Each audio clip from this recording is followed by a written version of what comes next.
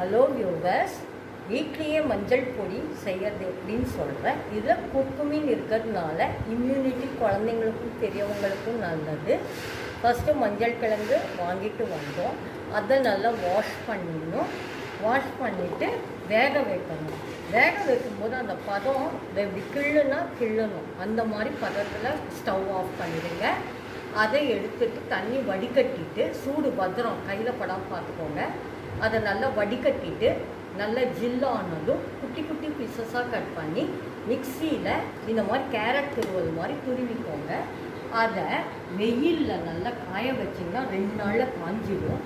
மாவு மில்லில் கொடுப்போம், இல்லை மிக்சிலையோ உங்கள் இஷ்டம், உங்கள் விருப்பம். அதை நீங்கள் பவுடர் பண்ணிவிட்டு ஜல்லிச்சு ஏர்டைட் கண்டெய்னரில் வச்சுக்கிட்டிங்கன்னா பியூர் மஞ்சள் பொடி வீட்டில் இருக்கும். இது 1 வருஷம் ஆனாலும் கெடாது. நல்ல ஃபுட்டை